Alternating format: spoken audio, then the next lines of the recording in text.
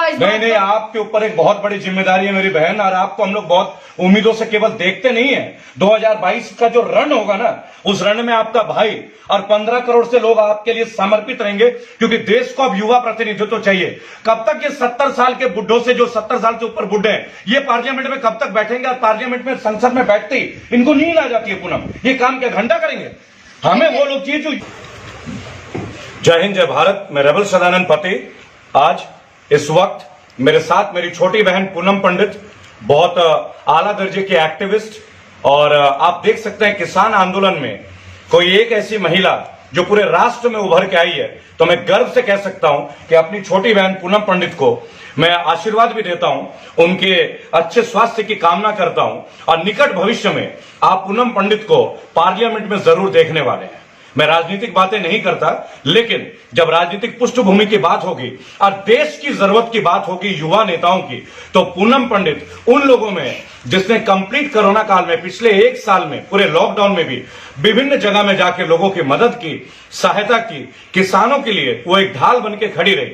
हालांकि बहुत सारे किसान नेता ऑब्जेक्शन करते रहे उनके प्रेजेंस पे, उनको भी हमने बहुत अच्छे से वार्न किया था, और बेहतर है कि वो समझ गए, क्योंकि गाजीपुर में बहुत सारे किसान यूनियन के जो लोग थे वो नहीं चाहते थे, वो इसकी लोकप्रियता से, जो हमारी बहन की लोकप्रियता है उससे शायद वो भयभीत हो गए थे। लेकिन उन्हें एक बात समझा दिया गया था कि राष्ट्र के लिए काम करने वाले जो लोग होते हैं ना, वो लोकप्रियता के लिए काम नहीं करते।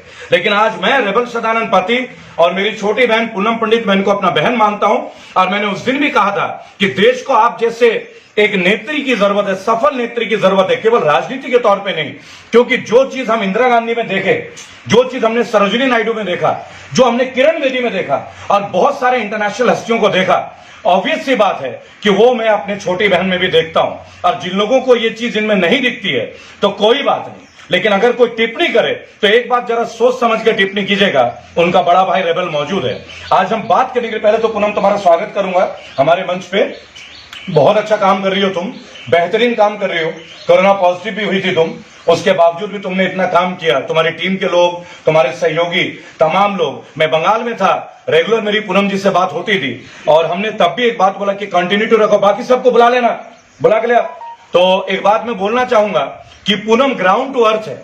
बहुत सारी बातें जब होती है ना, जब किसान आंदोलन में गए थे, सिंगू बॉर्डर पे गए थे, तो उस दौरान हमने एक बात देखा, आज भी लड़कियों को लेके बहुत ज्यादा एक रेस्ट्रिक्शन सा लगता है। बहुत सारे नेताओं को लगता है कि लड़की क्यों उभर के आ रही है।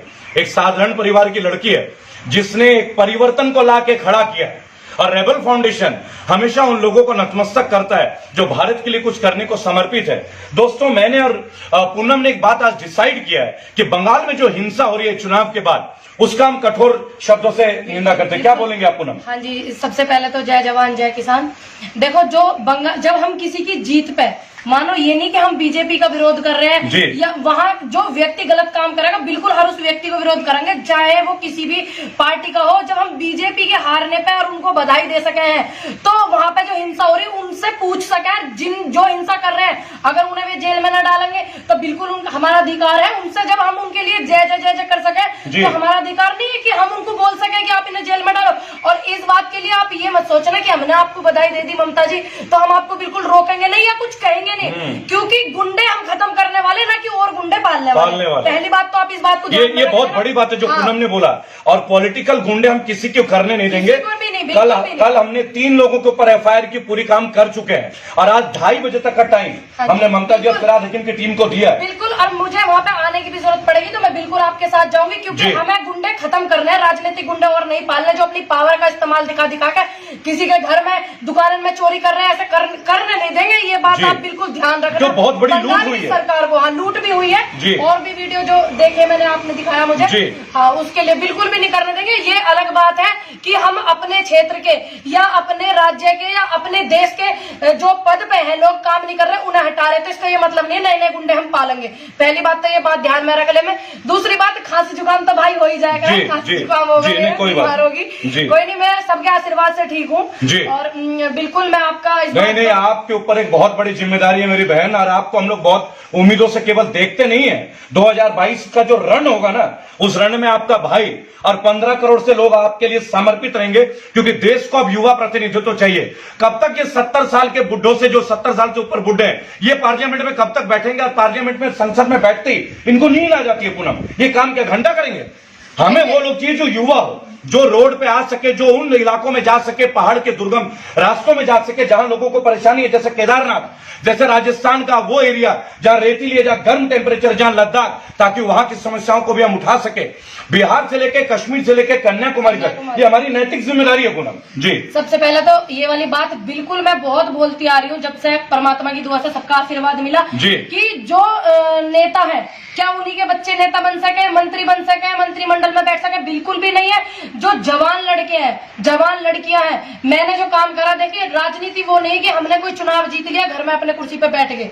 राजनीति वो नहीं है। राजनीति का मतलब होगा आप समाज को सुधारें, समाज को जागरूक करें। मैंने जागरूक करने का काम करा।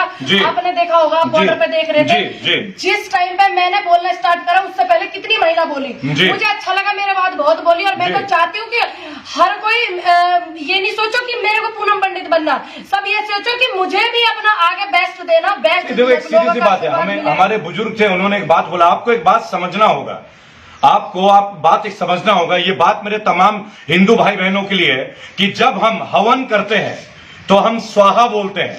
ये स्वाहा क्यों बोलते हैं?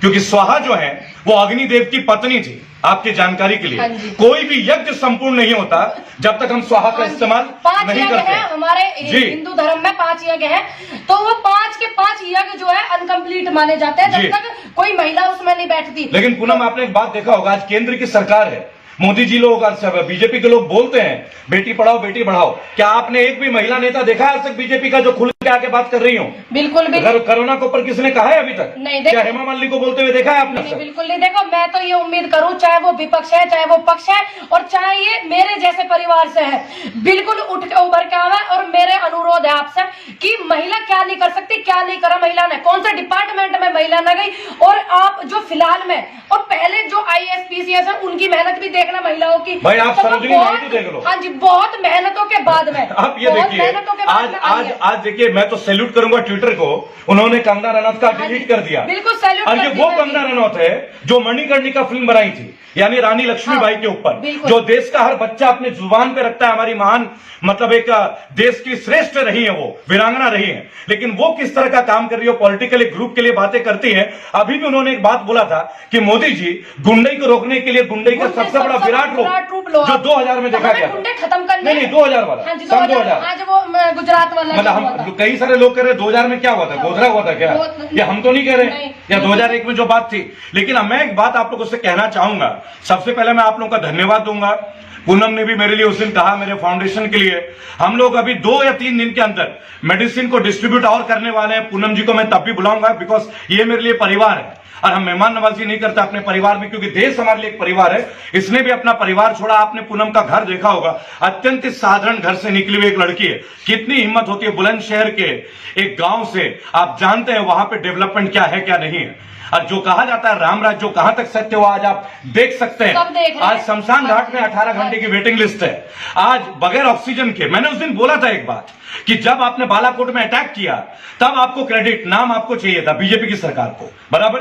डिमोनेटाइजेशन किया, आपको क्रेडिट चाहिए था। तो उसी तरह आज ऑक्सीजन सिलेंडर नहीं तो क्रेडिट किसको लेना चाहिए? क्रेडिट मोदी जी को दो, और जो ये राज्य सरकार है, जिनमें सरकार है, उनको क्रेडिट जाएगा। महाकुंभ कर रहे हैं, बिल्कुल महाकुंभ करने की जरूरत क्या है। और दूसरी बात बता दूं, भाई ने अभी मेरे गांव की बात छेड़ दी।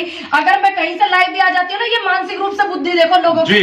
अगर मैं कहीं से किसी के घर से लाइव आती हूँ या किसी की मैं फैमिली में जाती हूँ, जैसे मुझे बुलाते हैं फैमिली में जाने के लिए, मेरे पारिवारिक रिश्ते, तो लोग कमेंट करते हैं कि आपका घर बड़ा सुंदर हो गया। तो मैं उनके लिए कहना चाहूंगी, देखिए जो व्यक्ति मुझे अपने परिवार में बुलाओगे, इस देश के हर व्यक्ति का घर जो है वो मेरा घर है। बहुत बढ़िया, और मैं अपने उस घर में बहुत खुश हूँ। तो ये मानसिक रूप से बीमार लोग हैं। अरे पूनम छोड़ो, मैं तो एक बात बोलूंगा, जितने भी लोग हैं, आप में से जितने भी लोग हैं जो हमें पसंद नहीं भी करते हो, पहले तो एक विनय सभी ने निवेदन करूंगा, विनम्र निवेदन करूंगा आप लोगों से, एक बार हमारे मुद्दे को प्लीज सुनिएगा जरूर, बायस मत होएगा। मैं भी मोदी भक्त था, मैंने जीवन का पहला वोट 2014 में किया, कई बार कह चुका हूं मेरे फेसबुक में ऑफिशियल ये बात। 2014 में मैंने पहली वोट डाली थी, ठीक है। लेकिन आज अगर हमें हिम्मत भी मिली है ना, तो वो भी मोदी जी की वजह से मिली है। उसका एक कारण है, मैं आपको बता दूं। उसका कारण आपको क्लियर एक बात बता देना चाहूंगा, क्योंकि जब हम किसी को चुन सकते हैं ना तो हम उसे उतार भी सकते हैं। जय श्री माता जनता जनार्दन है। और ये हमारे भाई हैं जो यहाँ के सफाई कर्मचारी भाई हैं सारे, और दलित समुदाय से आते हैं मेरे दोस्त। सारा बड़ा गर्व से मैं कहता हूँ ये पूनम पंडित के बहुत फैन भी है, ये भी मैं आपको बताना चाहूंगा। सबसे पहली बात तो आपके लिए मैं कहना चाहूंगी कि जितने लोग अब समस्या से जूझ रहे हैं ना, देश जूझ रहा, अगर आप लोग जो फ्रंट लाइन के हेल्प वर्कर हैं जी, कि ये दलित है, ये अगर आप लोग नहीं होगे ना, लोग यहाँ गंदगी से मर जाएंगे इतने ज्यादा, अगर आप लोग नहीं सपोर्ट करोगे, ठीक है। तो आपके काम को और आपको मैं तो सैल्यूट करती हूँ भाई जी।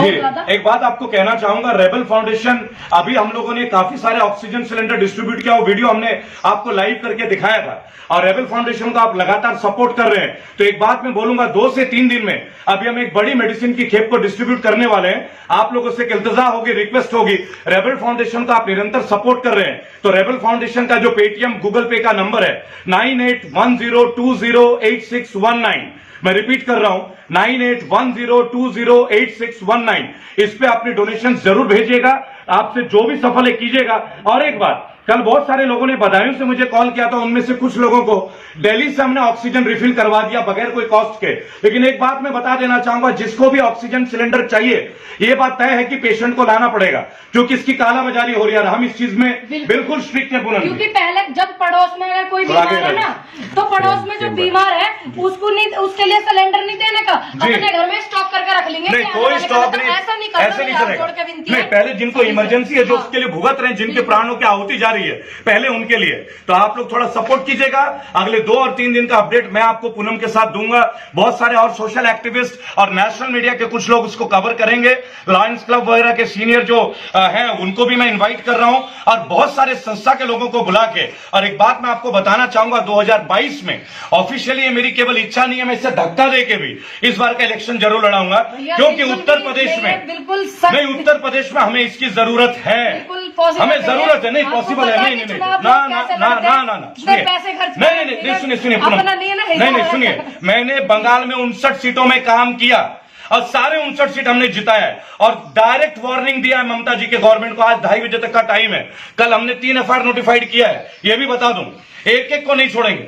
लेकिन इस वक्त जो कोरोना में इतनी बड़ी विभीषिका है और हम लोग जिस तरह से ग्राउंड लेवल पे काम कर रहे हैं, आप लोगों की सपोर्ट की मैं आकांक्षा करूंगा। पूनम ने भी हमें समय दिया, मेरे फाउंडेशन के लिए उन्होंने रिक्वेस्ट भी किया, तो इस पे आप लोग डोनेट करते रहिएगा। पेटीएम का नंबर है 9810208619। मैं सीधे एक बात बोलूंगा, हम एक्टिविस्ट हैं, कोई मिलियनियर की औलाद नहीं, साधारण मध्यम वर्ग परिवार से संबंध रखते हैं हम लोग। तो जाहिर सी बात है, आप लोग जो भी सहायता देते हैं उसी से हम आगे भी सहायता करते हैं। आपका दिया हुआ एक छोटा सा राशि भी बहुत बड़ा चेंज ला सकता है। तब तक के लिए मैं आप लोगों से विदा लूंगा और छोटी बहन को पुनः धन्यवाद दूंगा, और निर्भीक होकर जो इनके विरोधी हैं, एक बार दोबारा बोल दूंगा, इनसे बाद में मिलिएगा, इनके बड़े भाई रेबल सदानंद पति से एक बार जरूर मिल लीजिएगा। गलतफहमी हो तो निकाल के रखिएगा, नहीं तो गलतफहमी निकाल के दिखाई जाएगी। जय हिंद, जय भारत।